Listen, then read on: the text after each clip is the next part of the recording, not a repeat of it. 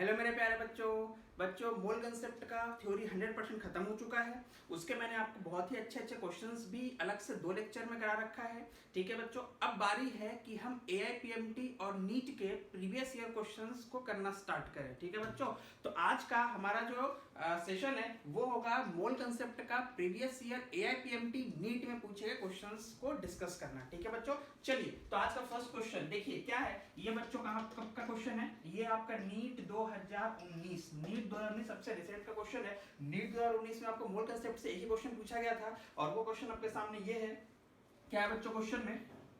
Number of moles of hydrogen molecules required to produce 20 mole of ammonia through the हैवर्ट्स process. ठीक है, तो आप क्या करेंगे सबसे पहले इसके लिए बच्चों इक्वेशन लिख लेते हैं। इक्वेशन लिखेंगे तो हैवर्ट्स प्रोसेस क्या है बच्चों? हैवर्ट्स प्रोसेस में क्या होता है? नाइट्रोजन और nitrogen molecule combines with hydrogen molecule to give you ammonia. ठीक है, तो अमोनिया के मॉलिक्यूल्स प्रोड्यूस होंगे। ठीक है, उसका क्या करेंगे? उसको बैलेंस कर लेंगे। ठीक है, चलिए तो सबसे पहला काम क्या करेंगे बच्चों यहाँ पर कि हम इक्वेशन लिख लेते हैं। तो ये रहा नाइट्रोजन का मॉलिक्यूल। इन द हैवर्ट्स प्रोसेस क्या होता है? नाइट्रोजन का molecule gets combined with hydrogen to give you nitrogen ammonia. ठीक है, nitrogen combines with hydrogen to give you ammonia. ठीक है, अब दूसरा काम क्या करेंगे बच्चों? इसको बैलेंस कर लेंगे। बैलेंस करेंगे तो क्या हो जाएगा? नाइट्रोजन 2 है, इधर 1 है, हाइड्रोजन 2 इधर 3 है। ठीक है, तो नाइट्रोजन का बैलेंस यहाँ पे लाएंगे 2।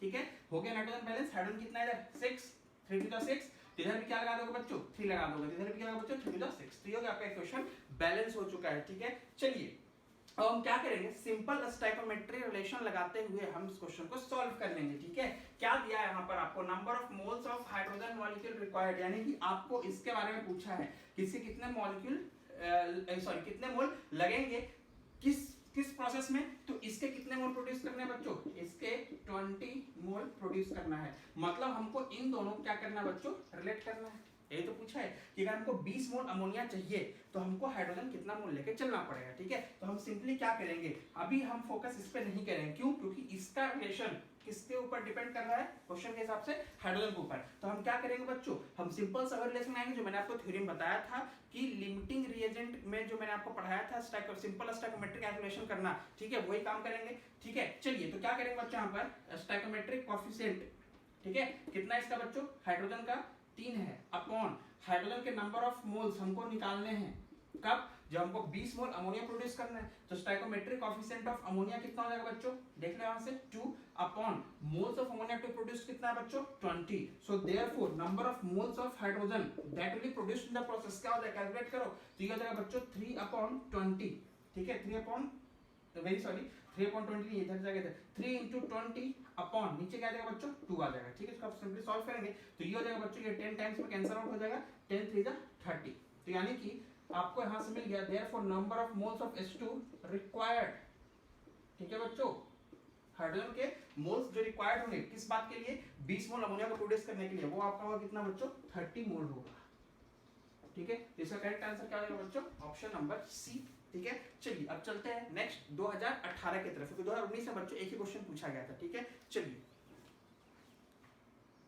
अगला क्वेश्चन है नीट 2018। ठीक है, नीट 2018 में बच्चों 2 क्वेश्चन आपसे मोल के पूछे गए थे। ठीक है, उसमें से फर्स्ट क्वेश्चन क्या है? ठीक है, देखने में थोड़ा सा खतरनाक आपको लग सकता है कि इसमें एक मिक्सचर दे रखा है, फिर उसको कंसंट्रेटेड H2SO4 से ट्रीट करता है, फिर उससे कुछ गैस इवॉल्व होता है, उस गैस को फिर एक सर्टेन बेस पोटेशियम हाइड्रोक्साइड से पास किया जाता है। तो ये थोड़ा सा खतरनाक आपको मतलब परेशान कर सकता है, पर ऐसा अगर आप इसको सॉल्व करने जाएंगे तो ऐसा बिल्कुल भी नहीं है। हार्डली 2 से 3 स्टेप का सॉल्यूशन। अगर आपको ऑक्साइड यानी कि एसिडिक और बेसिक और न्यूट्रल अगर आपको पता है ऑक्साइड के बारे में, कौन सा ऑक्साइड एसिडिक होता है, कौन सा बेसिक और कौन सा न्यूट्रल होता है, तो क्वेश्चन आपके लिए बहुत ही सिंपल हो जाएगा। ठीक है, चलिए स्टार्ट करते हैं बच्चों। सबसे पहले काम क्या करते हैं? देखिए मिक्सर इसमें क्या है? 2 एसिड, फॉर्मिक एसिड और क्या है? Oxalic acid. दोनों का अमाउंट भी दे रखा है 2.3 ग्राम और 4.5 ग्राम। ठीक है, उसको आपने क्या किया? कंसंट्रेटेड H2SO4 से पास किया। तो पहले क्या करेंगे बच्चों? हमेशा हम क्या करते हैं? पहले इक्वेशन लिखते हैं। तो पहले इक्वेशन लिख लेते हैं। इक्वेशन लिखेंगे तो क्या हो जाएगा? फॉर्मिक एसिड क्या होता है बच्चों? HCOOH। ठीक है, इसको आपने क्या किया? कंसंट्रेटेड H2SO4 से पास किया। ठीक है, चलिए ट्रीट किया कंसंट्रेटेड H2SO4 से। यहां से प्रोडक्ट क्या मिलेगा बच्चों? यहां से आपको 2 प्रोडक्ट मिलेगा। एक मिलेगा बच्चों आपको CO और दूसरा मिलेगा बच्चों आपको H2O। ये 2 प्रोडक्ट मिल जाएंगे। ठीक है, अच्छा इसके अलावा दूसरा क्या है बच्चों? आपके पास ऑक्जेलिक एसिड है। तो ऑक्जेलिक एसिड से क्या क्या मिलेगा बच्चों? तो ऑक्जेलिक एसिड क्या होता है? H2C2O4। ठीक है। सिंपल ऑक्जेलिक एसिड दिया है तो हम सिंपल इसको ऑक्जेलिक एसिड H2CO4 लेके चलेंगे, डाइहाइड्रेट लेते हुए भी नहीं चलेंगे, ठीक है। चलिए इसको आपने क्या किया, कंसंट्रेटेड H2SO4 से पास किया, तो यहाँ से बच्चों आपको प्रोडक्ट क्या क्या मिलेगा, एक मिलेगा आपको बच्चों कार्बन मोनोऑक्साइड, दूसरा मिलेगा बच्चों आपको कार्बन डाइऑक्साइड और तीसरा मिलेगा बच्चों आपको H2O in the liquid phase, ठीक है। चलिए ये तो हो गया आपका क्वेश्चन का, आपने रिएक्शन लिख डाला, उसको आप बैलेंस कर लीजिए। तो अगर आप चेक करोगे तो ये ऑलरेडी क्या हो रखा है बच्चों, बैलेंस हो रखा है, ठीक है। अच्छा अब हम क्या करते हैं, वेट का यूज कर लेते हैं। 2.3 ग्राम फॉर्मिक एसिड है, तो बच्चों इसका क्या आप मोल बता सकते हो कितना हो जाएगा, तो इसका मोल हो जाएगा बच्चों गिवन वेट, जो कि हमको पता है, गिवन वेट अपॉन क्या लिखेंगे, given weight upon molecular wait. इसका मॉलिक्यूलर वेट बच्चों आप कैलकुलेट करेंगे कितना आ जाएगा, 46 आ जाएगा, मतलब कितना मोल हो गया बच्चों, 1/20 मोल हो गया। ठीक उस तरीके से आप इसका मोल निकाल सकते हो बच्चों। तो अगर आप इसका मोल निकालेंगे तो कैसे निकालेंगे, गिवन वेट, तो गिवन वेट कितना हो जाएगा बच्चों, 4.5 अपॉन मॉलिक्यूलर वेट। इसका मॉलिक्यूलर वेट बच्चों अगर आप निकालेंगे तो कितना होता है, ये 90, ये आपको डायरेक्टली याद होना चाहिए, इक्वल्स टू कितना मोल हो जाएगा, ये भी 1/20 मोल हो जाएगा, ठीक है। चलिए अब हम फाइनल प्रोडक्ट की तरफ चलते हैं, ठीक है। तो चलिए अगर फाइनल प्रोडक्ट की तरफ चलते हैं तो देखिए CO कितना प्रोड्यूस होगा बच्चों, तो आप स्टोइकोमेट्री लगाओगे, रेशियो चेक करो 1:1, बैलेंस्ड इक्वेशन 1:1। तो अगर एक मोल से एक मोल, तो यहाँ पर गिवन कंडीशन क्या है, एक्सपेरिमेंटल 1/20 मोल, तो ये भी कितना प्रोड्यूस होगा बच्चों, 1/20 मोल। अच्छा इधर आ जाए, इधर आ जाए, ये चेक करो इसका स्टोइकोमेट्री 1 मोल, ये भी कितना है गैस, कार्बन मोनोऑक्साइड 1 मोल, कार्बन डाइऑक्साइड 1 मोल, तो 1:1 का रेशियो, 1:1 का रेशियो है। तो अगर ये एक्सपेरिमेंटल कंडीशन 1/20 मोल है, तो ये भी कितना हो जाएगा बच्चों, ये भी हो जाएगा 1/20 मोल, और ये कितना हो जाएगा बच्चों, ये भी हो जाएगा 1/20 मोल हो जाएगा, ठीक है बच्चों। चलिए अब फाइनली क्या होगा, अब क्या करने वाले हैं हम, इसको हम पास करने वाले हैं KOH से, ठीक है।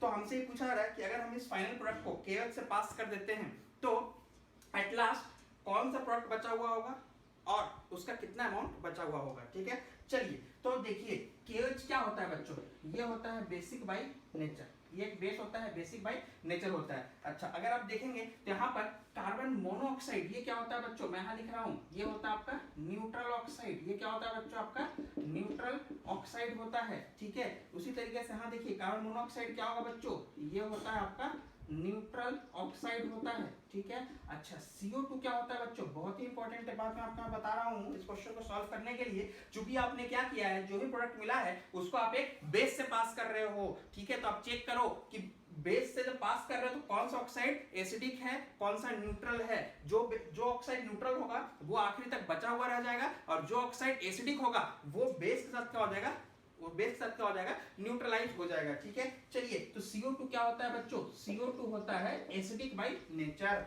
यानी कि ये बात तो समझ में आ गया कि यहाँ का कार्बन मोनोऑक्साइड और यहाँ का कार्बन मोनोऑक्साइड कहाँ का, फॉर्मिक एसिड से प्रोड्यूस कार्बन मोनोऑक्साइड और ऑक्जेलिक एसिड से प्रोड्यूस कार्बन मोनोऑक्साइड, ये दोनों होते हैं क्या है बच्चों, न्यूट्रल ऑक्साइड होते हैं। मतलब एट लास्ट जो आपको बोला ना, रिमेनिंग प्रोडक्ट बोला है एट लास्ट कंडीशन पे, ठीक है, STP कंडीशन पे, तो वो कौन बचा हुआ होगा, कार्बन मोनोऑक्साइड बचा होगा। मतलब ये बचा हुआ रह जाएगा, ये बचा हुआ रह जाएगा, क्योंकि इसको बेस आने से कोई फर्क नहीं पड़ेगा, क्योंकि ये क्या है बच्चों, न्यूट्रल। फर्क किसको पड़ेगा, तो ये क्या हो जाएगा बच्चों, ये हो जाएगा न्यूट्रलाइज। कैसे हो जाएगा न्यूट्रलाइज, इस बेस के साथ, ठीक है। CO2 भी एसिडिक ऑक्साइड बाय नेचर, आपने क्या किया उसमें KOH मिला दिया, तो ये क्या होने लगेगा, न्यूट्रलाइज होने लगेगा। मतलब ये तो क्या हो जाएगा, ये होने लगेगा बच्चों कंज्यूम, ये क्या हो जाएगा बच्चों, कंज्यूम हो जाएगा। तो बचा कौन, ये नहीं बचेगा, बचेगा कौन, ये CO और ये CO, और जिसका आपको पहले से मोल्स पता है। तो क्या total number of remaining carbon monoxide यानी रिमेनिंग न्यूट्रल मोनोऑक्साइड,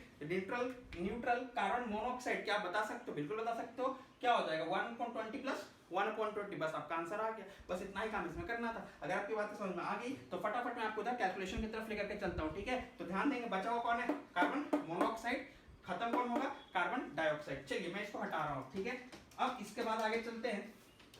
तो अब देखिए at last, at end point क्या हो जाएगा, number of moles of CO कितना हो जाएगा बच्चों, 1/20 प्लस 1/20 प्लस 1/20।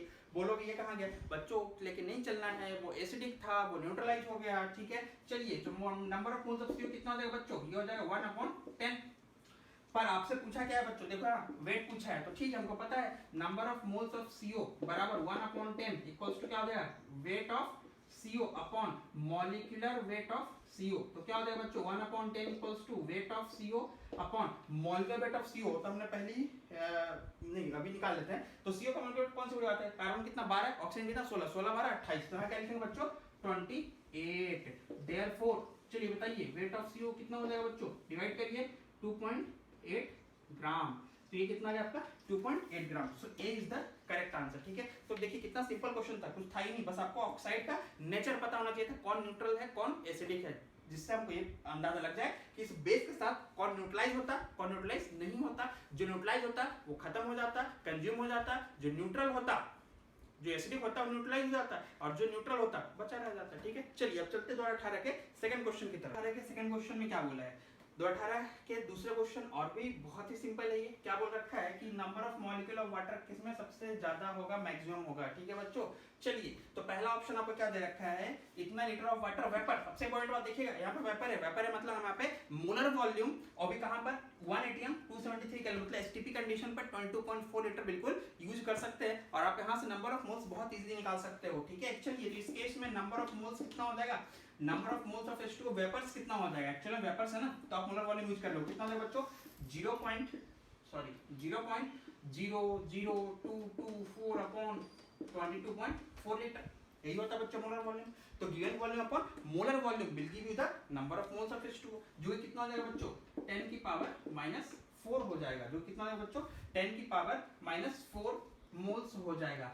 चलिए अब अगर आपको एक बार मोल्स मिल गया तो क्या आप मॉलिक्यूल्स बता सकते हो, बिल्कुल बता सकते हो बच्चों। कैसे, हमको पता है बच्चों कि किसी भी कंपाउंड के एक मोल में कितने मॉलिक्यूल होते हैं, एवोगैड्रो नंबर Na के बराबर होते हैं, तो ये कितना हो जाएगा बच्चों, ये हो जाएगा 10 की पावर -4 Na, इतने मॉलिक्यूल हो जाएंगे। ठीक है, अच्छा इसमें आ जाइए, तो इसमें नंबर ऑफ मोल्स कितना हो जाएगा बच्चों, तो ये तो डायरेक्टली दे रखा है बच्चों, वेट दे रखा है, आप इसको मोल के वेट से डिवाइड कर दो, तो कितना हो जाएगा बच्चों 0.18 अपॉन 18, मतलब ये कितना हो जाएगा बच्चों 10 की पावर -2 मोल हो जाएगा, यानी कितने मॉलिक्यूल बच्चों 10 की पावर -2 Na हो जाएगा। अच्छा तीसरे में आते हैं, अब यहाँ थोड़ा सावधान रहें कि यहाँ पर 18 ml है, तो आप क्या करोगे तुरंत ml देख करके, यानी वॉल्यूम जैसे दिमाग में आया, जैसे ये क्वेश्चन में था वॉल्यूम, तो आप इसको मोलर वॉल्यूम से डिवाइड कर दोगे, पर बच्चों यहाँ पे करोगे गलत हो जाएगा, क्योंकि यहाँ पे बच्चों वेपर था बच गए, मोलर वॉल्यूम यूज कर दिए, ये तो बच्चों लिक्विड फेज में ना, यहाँ तो दिया ही नहीं कुछ, तो लिक्विड फेज में लेके चलोगे तो पहले आपको डेंसिटी यूज करना पड़ेगा। हमको पता है बच्चों वाटर की डेंसिटी क्या होती है 1 ग्राम पर ml होता है,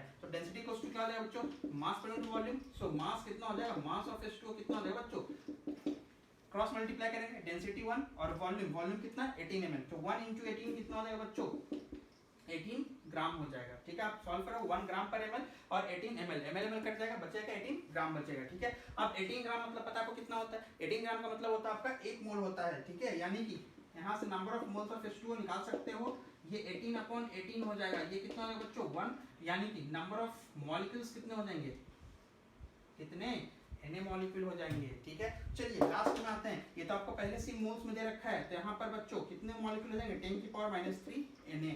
अब बच्चों आप इसमें सबको चेक करो, 10 की power -4 times of Avogadro number, -2 times of 10 की पावर -2 टाइम्स ऑफ 10 की पावर -3 टाइम्स ऑफ, और ये क्या 1 × Na, सबसे बड़ा वैल्यू कौन है बच्चों, सबसे बड़ा वैल्यू तो आपका यही है Na।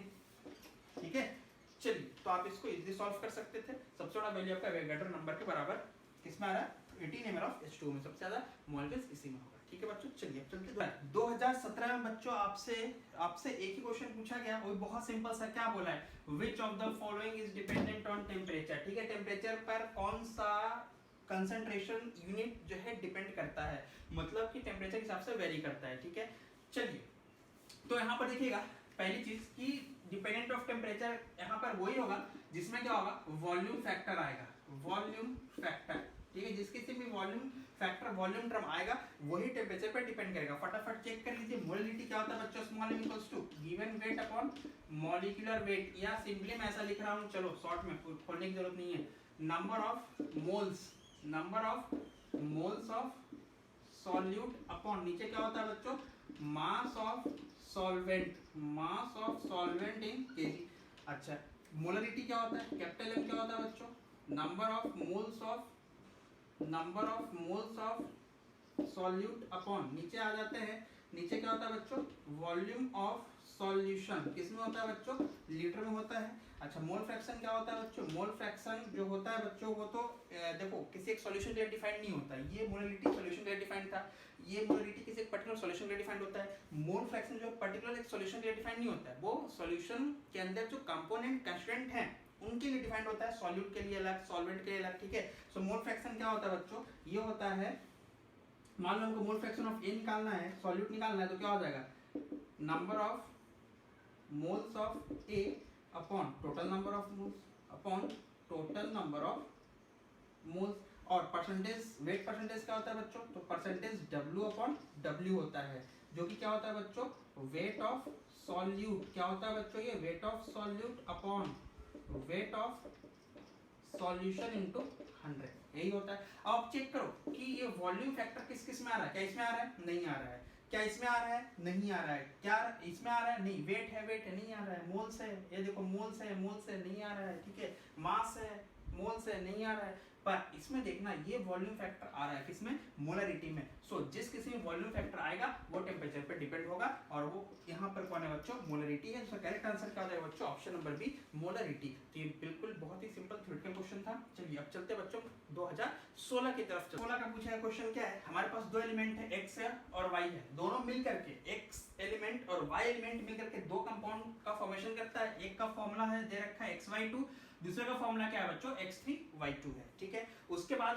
सर्टेन जो दोनों कंपाउंड्स का सर्टेन मोल और सर्टेन वेट दे रखा है, ठीक है। तो हमको पूछा ये है कि जो दो एलिमेंट x और y है उसका एटॉमिक वेट क्या होगा, ठीक है। तो एक काम करते हैं, सबसे पहले ना हम इसको एक सीक्वेंशियल फॉर्म में इसको पहले बना लेते हैं, ठीक है, मतलब कि सीक्वेंशियली हम इसको समझ लेते हैं, ठीक है। चलिए तो हमारे पास क्या है, हमारे पास क्या है, एक एलिमेंट x से एक एलिमेंट क्या है बच्चों, y है। क्या बोला है कि दोनों मिला, और दोनों मिल करके क्या किया है बच्चों, फिर से दो कंपाउंड बना लिया, x y मिला, मिल करके दो कंपाउंड बनाया। कौन कौन सा, एक बनाया है बच्चों xy2 और एक क्या बनाया है x3y2। चलिए ये दो कंपाउंड्स हो गए आपके, एक हो गया xy2, यहाँ लिखा हुआ है ना सबसे पहले से दे रखा है xy2, हमने कुछ नहीं किया, x3y2 और x3y2। अच्छा अब आगे बोलता है कि xy2 का 0.1 मोल का वेट कितना होता है, 10 ग्राम होता है। तो बच्चों क्या हम ऐसा लिख सकते हैं, हमको पता है ना, क्या पता है, सिंपल सा फॉर्मूला कि मोल बराबर क्या होता है, मोल ऑफ एनी सब्सटेंस, या बोल सकते हैं कंपाउंड है ना, तो कंपाउंड के फॉर्म लेके चलो कि mole of any compound, number of moles of any compound क्या होता है, given weight of compound upon the molecular weight of the compound. चलिए तो हम क्या करेंगे, xy2 का मोल कितना है बच्चों, 0.1 इक्वल्स टू, इसका वेट कितना है बच्चों, 0.1 मोल का वेट कितना है, देखो यहाँ पे 10 ग्राम है तो लिखेंगे 10 ग्राम अपॉन नीचे आ जाए मॉलिक्यूलर वेट। तो बच्चों देखो इसका मोल का वेट क्या आपको पता है, नहीं है, हमको वही तो निकालना है कि अगर x का एटॉमिक वेट पता चल जाए, y का एटॉमिक वेट पता चल जाए, तो हम मॉलिक्यूलर वेट भी पता कर सकते हैं। तो एक काम करो, x का एटॉमिक वेट x मान लो, y का एटॉमिक वेट y मान लो, तो क्या हो जाएगा बच्चों, x प्लस 2y, यही तो होगा, x का एटॉमिक वेट x है, y का एटॉमिक वेट y है। सो कितना हो जाए टोटल मॉलिक्यूलर वेट कितना हो जाए, x प्लस 2y। चलो इधर आ जाओ, x3y2 का कितना मोल दिया देखो तो यहाँ पे 0.05, सो 0.05 इक्वल्स टू, अच्छा 0.05 मोल का वेट कितना दिया है, 9 ग्राम, तो यहाँ क्या लिखेंगे 9 अपॉन, चलो इसका वेट कितना हो जाएगा 3x, x का एटॉमिक वेट x माने थे, y का एटॉमिक वेट y माने हैं, तो इसका मॉलिक्यूलर वेट कितना हो जाएगा बच्चों 3x प्लस 2y, यही तो होगा। बस अब क्या बचा बच्चों, अब अपने पास क्या है, दो इक्वेशन दो वेरिएबल, चलो सॉल्व करना स्टार्ट करें। इन दोनों को अगर सॉल्व करेंगे तो कितना हो जाएगा बच्चों, यहाँ से x plus 2y equals to, ये नीचे आएगा और ये हो जाएगा आपका 100, ये आपका इक्वेशन हो गया। अच्छा इधर से अगर आप सॉल्व करेंगे तो क्या हो जाएगा बच्चों, 3x plus 2y equals to, क्या हो जाएगा बच्चों, ये नीचे आएगा और हो जाएगा 900 अपॉन 5, यानी हो जाएगा 180। आप इसको सॉल्व करेंगे तो ये आ जाएगा आपका 3x प्लस 2y इधर और ये 0.05 नीचे, सॉल्व करने पे 180 हो जाएगा, ठीक है। चलिए अब क्या बचा बच्चों, इसको सॉल्व करिए, माइनस कर दीजिए, तो ये आपका कैंसिल आउट हो जाएगा 2y, ये हो जाएगा माइनस का 2x equals to minus 80,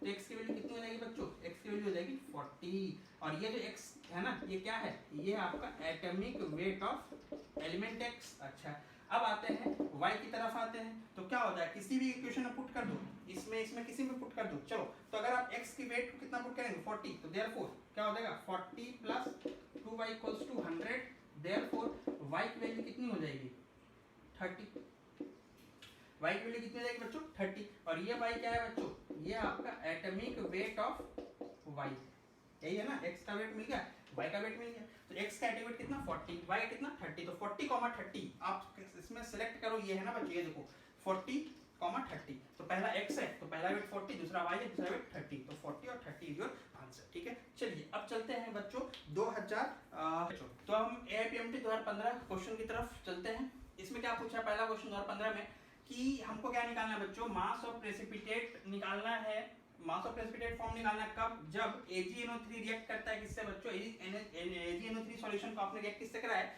NaCl solution से। तो सबसे पहला काम क्या करते हैं बच्चों, हम रिएक्शन लिख लेते हैं। तो अगर हम रिएक्शन लिखेंगे तो क्या हो जाएगा बच्चों, AgNO3 प्लस NaCl क्या बना देगा बच्चों, ये बनाएगा NaNO3 विद साथ में क्या देगा, AgCl का व्हाइट प्रेसिपिटेट देगा, AgCl का व्हाइट प्रेसिपिटेट देगा। हमसे इसी का अमाउंट पूछा है AgCl का। तो एक काम करते हैं, ऐसे क्वेश्चन को हम सॉल्व कैसे करते हैं, amount of product of form अगर हमसे ऐसा पूछा जाए तो हम कैसे निकालते हैं प्रोडक्ट। तो हम पहले चेक कर लेते हैं लिमिटिंग रिएजेंट के बारे में कि कहीं इन दोनों रिएक्टेंट में से कोई लिमिटिंग रिएजेंट तो नहीं है। अच्छा, अगर लिमिटिंग रिएजेंट है तब अमाउंट ऑफ प्रोडक्ट फॉर्म किस पे डिपेंड करता है, जो लिमिटिंग रिएजेंट होता है। पर मान लो कि यहाँ पे लिमिटिंग रिएजेंट है ही नहीं, मतलब जो रेशियो स्टोइकोमेट्री बता रहा है, स्टोइकोमेट्री क्या बता रहा है, बैलेंस कर रखे हैं ना, या हमारा बैलेंस इक्वेशन है, तो स्टोइकोमेट्री क्या बता रहा है, 1 मोल 1 मोल, दोनों का 1 मोल रिएक्ट करता है तो 1 मोल AgCl बनता है। ठीक है, अगर स्टोइकोमेट्री जो बता रहा है 1:1 का रेशियो, अगर वही पैटर्न फॉलो हो गया किसमें, जो आपका डाटा यहाँ पे गिवन है, ठीक है, तो गिवन डाटा अगर इस स्टोइकोमेट्री को फॉलो कर लिया मतलब कोई भी लिमिटिंग नहीं है। तो हम पहले निकाल लेते हैं। तो उसके लिए पहले छोटी सी बात बच्चों, यहाँ पर क्या होता है, अगर molarity into volume in litre multiply कर दे, molarity of the solution into volume of solution in litre, तो आपको क्या मिल जाता है बच्चों, नंबर ऑफ मोल्स मिलता है। किसका मिलता है बच्चों, number of moles of solute मिलता है। अच्छा, दूसरी चीज कि यहाँ पर दे रखा है बच्चों परसेंटेज सॉल्यूशन का दे रखा है, परसेंटेज सॉल्यूशन दे रखा है, मतलब 16.9% यहाँ पर एक्चुअल में क्या है बच्चों, वेट अपॉन वॉल्यूम के हिसाब से डिफाइंड है। तो मतलब क्या होता है, ये होता है 16.9 ग्राम, ऊपर वेट है नीचे वॉल्यूम है, तो 16.9 gram of solute is dissolved in 100 ml of solution. 100 ml solution में सॉल्यूट कितना है बच्चों, 16.9 ग्राम है। ठीक है, आप बहुत इजीली क्या कर सकते हो, यहाँ से मोलरिटी निकाल सकते हो और इस मोलरिटी में क्या मल्टीप्लाई कर दो, गिवन वॉल्यूम को मल्टीप्लाई कर दोगे। ठीक है, चलो स्टार्ट करते हैं फटाफट। ठीक है, मैं इसको हटा रहा हूँ। अब हम क्या करेंगे बच्चों, फटाफट मोलरिटी और मोल्स निकाल लेते हैं। तो बच्चों पहले आते हैं स्टोइकोमेट्री में। स्टोइकोमेट्री क्या बोल रहे हैं कि 1 mole of AgNO3 reacts with 1 mole of NaCl to give you 1 mole of AgCl, जो हमको निकालना हमको जिससे मतलब है। अच्छा, अब आते हैं एक्सपेरिमेंटली। एक्सपेरिमेंटल डाटा क्या बोल रहा है कि 50 ml of 16.9% solution of AgNO3। तो हम क्या करेंगे, वही कांसेप्ट लेंगे। मोल कैसे निकालेंगे बच्चों, हम मोल निकालेंगे मोलरिटी इनटू वॉल्यूम से। तो मोलरिटी के लिए क्या हो जाएगा बच्चों, given weight upon molecular wait, जो कि होता है कितना इसका 170 होता है, इनटू वॉल्यूम कितना लेके चलेंगे बच्चों, तो 16.9% है, मतलब 16.9 अपॉन 100, मतलब 100 ml वॉल्यूम लेके चलेंगे सॉल्यूशन का, भी आपको बताया नीचे। तो अगर वॉल्यूम लेके चलोगे ml में बच्चों, तो ऊपर क्या लिखना पड़ेगा, 1000 का मल्टीप्लाई करना पड़ेगा। ठीक है, अपॉन 100, ये हो गया मोलरिटी इनटू वॉल्यूम। चलो बताओ AgNO3 का वॉल्यूम कितना मिलाया गया, 50 ml, तो क्या हो जाएगा बच्चों 50 अपॉन 1000 इन लीटर, यही तो होगा। ठीक है, चलिए ये आपको देगा बच्चों नंबर ऑफ मोल्स देगा, किसका, AgNO3 का। अच्छा, ये आ जाओ इधर NaCl का मोल कितना हो जाएगा, तो NaCl का सॉल्यूशन परसेंटेज कितना है, 5.8% है, मतलब क्या हो जाएगा बच्चों, ये 5.8 gram of NaCl upon 58.5 is the molar weight of NaCl into 5.8% का क्या मतलब है, 5.8 gram of NaCl is present in 100 ml of the solution. तो बच्चों 100 ml is the volume of solution, चूंकि ml में है तो हम ऊपर क्या मल्टीप्लाई करेंगे बच्चों 1000 इनटू, ये तो आपका मोलरिटी हो गया किसका, NaCl सॉल्यूशन का। NaCl का कितना वॉल्यूम मिलाया गया था 50, तो कितना मल्टीप्लाई करेंगे 50 से मल्टीप्लाई करेंगे। ठीक है, चलिए अब इसको सॉल्व करते हैं बच्चों। अगर हम इसको सॉल्व करेंगे तो ये आएगा बच्चों नियरली 0.04997 के आसपास आएगा। ये भी कितना आएगा बच्चों, 0.0497 आ जाएगा। ठीक है बच्चों, तो अब यहाँ पर ध्यान देंगे कि ये बहुत अच्छी बात ये हो गया कि स्टोइकोमेट्री था 1:1। अच्छा, गिवन एक्सपेरिमेंटल डाटा भी क्या है बच्चों, 0.0497 मोल और ये भी कितना 0.0497 मोल। मतलब ये भी क्या है बच्चों 1:1 के रेशियो में। मतलब जो स्टोइकोमेट्रिक का रेशियो है वो आपका एक्सपेरिमेंटल डाटा है। ऐसा क्या मतलब है? इसका बहुत अच्छी बात है कि इसमें दोनों एक साथ कंज्यूम होंगे, कोई भी लिमिटिंग रिएजेंट नहीं होगा। तो AgCl को आप इसके ऊपर से इसके डिपेंडेंट निकाल दो या इसके डिपेंडेंट निकाल लो, दोनों में से कोई भी आंसर निकालोगे एक ही मिलेगा, सेम आंसर मिलेगा। ठीक है, चलिए जैसा स्टोइकोमेट्री बता रहा है 1 mole of AgNO3 reacts with 1 mole of NaCl to give you 1 mole of AgCl, उसी तरीके से यहां से हम एक्सपेरिमेंटली क्या बोल सकते हैं, therefore 0.0497 mole of AgNO3 reacts with 0.0497 mole of NaCl will give you, इसके भी कितने मोल मिल जाएंगे 0.0497 मोल। पर पूछा आपसे किसमें है बच्चों, वेट ग्राम में पूछा है, तो मोल ऑफ AgCl क्या हो जाएगा, weight of AgCl upon molecular weight of AgCl। तो मोल कितना है बच्चों 0.0497, वेट कितना है बच्चों वही तो निकालना है, अपॉन मॉलिक्यूलर वेट कितना होता है बच्चों निकाल लेते हैं। सिल्वर 108 होता है, क्लोरीन कितना 35.5 होता है, तो ये हो जाएगा बच्चों 143.5। So therefore weight of AgCl कितना, ये हो जाएगा 0.0497 इंटू 143.5। आप इसको सॉल्व करेंगे बच्चों, ये नियरली कितना आ जाएगा 7 ग्राम आ जाएगा। मतलब वेट ऑफ AgCl प्रेसिपिटेट कितना है बच्चों 7 ग्राम, एंड इसलिए आपका करेक्ट आंसर क्या हो जाएगा बच्चों, थर्ड ऑप्शन सी 7 ग्राम। ठीक है, तो ये बहुत ही सिंपल सा क्वेश्चन था जिसमें लिमिटिंग रिएजेंट था ही नहीं, दोनों रिएक्टेंट एक साथ कंज्यूम हो रहे हैं, एक साथ खत्म हो रहे हैं। ठीक है बच्चों, चलिए IPMT के दूसरे क्वेश्चन की तरफ। तो ये बिल्कुल बहुत ही सिंपल सा क्वेश्चन है, एक लाइन का क्वेश्चन है, डायरेक्ट रिलेशन होता है बच्चों। क्या बोला आपको, what is the mole fraction of solute in 1 molal. ये क्या है बच्चों आपका, ये है बच्चों 1 मोलल है ना, 1 छोटा है तो मतलब ये क्या है बच्चों 1 मोलल है, मोललिटी वाला मोलल है। 1 molal aqueous solution. Aqueous solution का मतलब बच्चों, एक्वस का मतलब है कि यहाँ पर सॉल्वेंट कौन होगा बच्चों, H2O इज योर सॉल्वेंट। ठीक है, चलिए तो आपको क्या बोला है यहाँ पर, मोललिटी दे रखा है और आपसे पूछा क्या है, मोल फ्रैक्शन ऑफ सॉल्यूट पूछा है, मतलब आपको निकालना क्या है, मोल फ्रैक्शन ऑफ सॉल्यूट। डेक्लिनेशन होता है बच्चों, ये लेसन आपको याद है, आपको हार्डली 15 सेकंड लगेगा बनाते हुए। ठीक है, चलिए एग्जाम में तो आपको फॉर्मूला भी नहीं लिखना है, हाँ तो मैं फॉर्मूला लिख रहा हूँ तो थोड़ा सा टाइम लग सकता है। क्या होता है बच्चों relation, molality equals to mole fraction of solute into 1000 upon mole fraction of solvent into molecular weight of solvent. ठीक है बच्चों, ये सिंपल सा फॉर्मूला होता है। ठीक है, चलिए मोललिटी कितनी है, वैल्यूज पुट करना स्टार्ट करें। मोललिटी कितनी है बच्चों 1 मोलल है, तो मोललिटी की जगह कितना पुट की 1।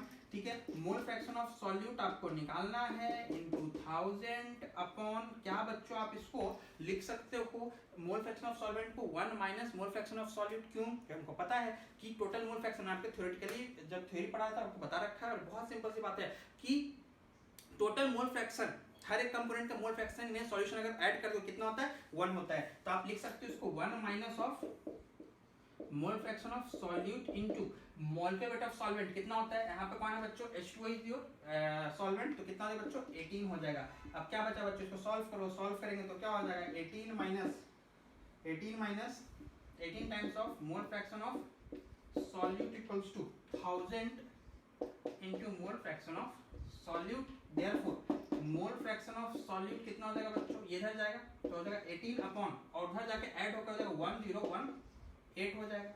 अब अगर आप इसको सॉल्व करेंगे तो ये वैल्यू आपका आ जाएगा बच्चों एग्जैक्टली अगर डेसिमल में लिखेंगे तो ये आ जाएगा 0.0177।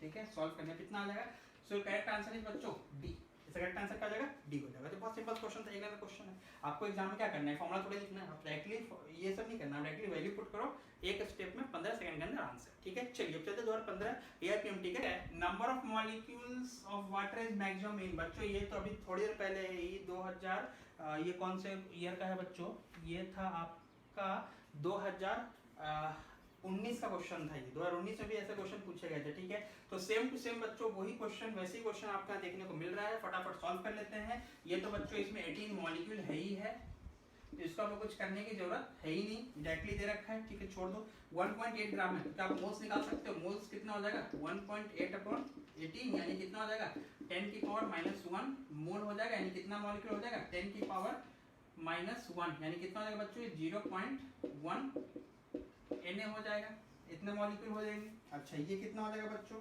ये हो जाएगा moles 18 upon 18 given weight upon molecular wait 18 upon 18 कितना हो जाएगा बच्चों यहाँ पे 1 मोल हो जाएगा। ये हो जाएगा बच्चों 1 मोल, 1 मोल मतलब कितना Na मॉलिक्यूल हो जाएगा। ये पहले से 18 मॉलिक्यूल था, ये आपने 0.1 Na मॉलिक्यूल निकाल लिया, ये आपने Na मॉलिक्यूल निकाल लिया। अब यहाँ पर क्या है बच्चों, 18 मोल ऑफ वाटर है। तो अगर 18 मोल है, डायरेक्टली मोल दे रखा है, आप डायरेक्टली क्या करोगे, हमको पता है 1 मोल में कितना होता है बच्चों, 1 मोल H2 में कितना Na मॉलिक्यूल होगा, तो 18 मोल में कितना हो जाएगा बच्चों, ये हो जाएगा आपका 18 टाइम्स ऑफ Na।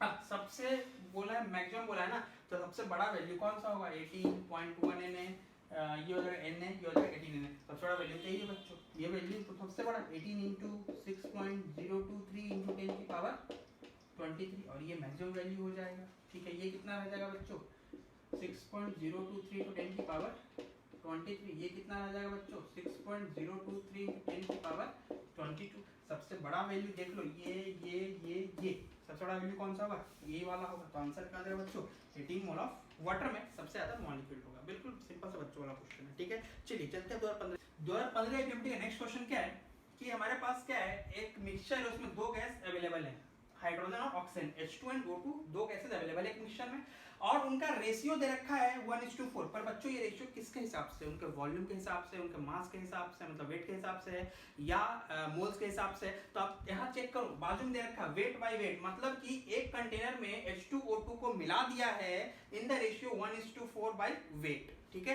तो आपसे पूछा क्या है, मोलर रेशियो यानी मोल्स का रेशियो पूछा है। चलिए तो हम क्या करेंगे बच्चों को पता है मोल्स कैसे निकालते हैं, given weight upon molecular wait. ठीक है, तो चलिए मोल्स का रेशियो निकालना है, तो मोल्स का फॉर्मूला लिख लेते हैं। तो मोल्स का फॉर्मूला क्या हो जाएगा, N of H2 upon N of O2, यही होगा बच्चों, moles of hydrogen upon moles of oxygen.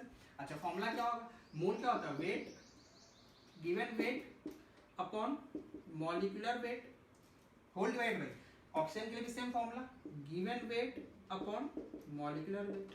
तो यानी आप बोल सकते हो therefore number of moles of hydrogen to the number of moles of oxygen, ये क्या हो जाएगा बच्चों, weight of hydrogen upon molecular weight of hydrogen into, बच्चों ये सबसे ऊपर चले जाएगा A upon B upon C upon D। ठीक है, तो क्या हो जाएगा ये mass of molecular weight of oxygen upon weight of oxygen. चलिए आगे आते हैं, therefore number of moles of hydrogen to number of moles of oxygen क्या हो जाएगा बच्चों, क्या आप इसका रेशियो बता सकते हैं बच्चों, weight of hydrogen to the weight of oxygen, बिल्कुल ये रेशियो यहां से आप फाइंड कर सकते हैं, फाइंड क्या कर सकते हैं, दे रखा है हाइड्रोजन ऑक्सीजन का वेट रेशियो 1:4 है, तो इसकी जगह पर आप क्या लिखोगे 1/4 लिखेंगे। अच्छा, mass of oxygen, molecular mass of oxygen कितना होता है बच्चों, 32 अपॉन, नीचे आ जाए हाइड्रोजन का कितना होगा 2 होगा। ठीक है, तो हो जाएगा ये 2। अब इसको आप सॉल्व करेंगे तो ये कितना हो जाएगा बच्चों, ये हो जाएगा 16 और ये हो जाएगा 4 टाइम्स में कैंसिल, मतलब ये हो जाएगा 4/1। Therefore molar ratio of hydrogen to molar ratio of oxygen कितना हो जाएगा बच्चों, ये 4:1। तो इसका आंसर करेक्ट क्या हो जाएगा बच्चों, 4:1 फर्स्ट ऑप्शन। ठीक है बच्चों, चलिए तो 2015 में इतना ही क्वेश्चन थे। तो अपन आज क्या किए बच्चे, एमडी का नेक्स्ट क्वेश्चन क्या बोल रहा है कि MgCO3 को आपने क्या किया, हीट किया है बच्चों। तो MgCO3 को आप हीट करोगे तो क्या क्या मिल जाएगा, वो डिकम्पोज करके बच्चों आपको मैग्नीशियम ऑक्साइड MgO और साथ में CO2 प्रोड्यूस करेगा। ठीक है, तो सबसे पहले काम हम क्या करते हैं बच्चों, रिएक्शन लिख लेते हैं और उसको बैलेंस कर लेते हैं। ठीक है, तो MgCO3 को जो आपने हीट किया तो आपको क्या मिलेगा, मैग्नीशियम ऑक्साइड और साथ में क्या मिलेगा, CO2 मिलेगा। ठीक है, चलिए अब बोलता है बच्चों कि 20 ग्राम सैंपल ऑफ MgCO3 को हीट किया तो मैग्नीशियम ऑक्साइड कितना मिला, 8 ग्राम मिला। ठीक है, तो आपसे पूछा गया कि मैग्नीशियम कार्बोनेट की प्यूरिटी कितनी थी। ठीक है, तो चलिए ये जो 8 ग्राम है बच्चों, ठीक है, ये आपको कौन सी वैल्यू दे रखी है, ये आपका है बच्चों एक्सपेरिमेंटल वैल्यू। ठीक है, अब हम क्या करते हैं, वैल्यू एक्चुअल में कैलकुलेट कर लेते हैं कि एक्चुअल में यहाँ पर Mg होगा कितना अमाउंट मिलना था। तो हम कैसे लगाएंगे बच्चों, तो हम सिंपल स्टोइकोमेट्री से निकाल लेते हैं थ्योरेटिकल वैल्यू। ठीक है, ये हम थ्योरेटिकल वैल्यू यहाँ से निकाल सकते हैं, एक्सपेरिमेंटल दे रखा है। चलिए तो स्टार्ट करते हैं बच्चों, इसका 1 मोल मैग्नीशियम कार्बोनेट का 1 मोल क्या हो रहा है, मैग्नीशियम ऑक्साइड का 1 मोल दे रहा है। यानी आप बोल सकते हो बच्चों 1 मोल मतलब इसका वेट कितना होता है बच्चों, 84 ग्राम होता है।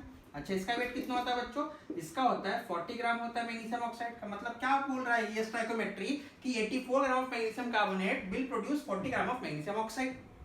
पर बच्चों एक्चुअल में क्वेश्चन में मैग्नीशियम कार्बोनेट है कितना, देखो तो 20 ग्राम है। तो क्या आप यहाँ से सिंपल न्यूट्री लगा सकते हो, क्या हो जाएगा, चलिए सिंपल न्यूट्री लगाते हैं, क्या हो जाएगा बच्चों 84 ग्राम MgCO3 से बताओ कितना मिलता है बच्चों, 40 ग्राम कितना मिल रहा है, 40 ग्राम मैग्नीशियम ऑक्साइड। थ्योरेटिकली हम निकाल लेते हैं मैग्नीशियम ऑक्साइड कितना मिलेगा।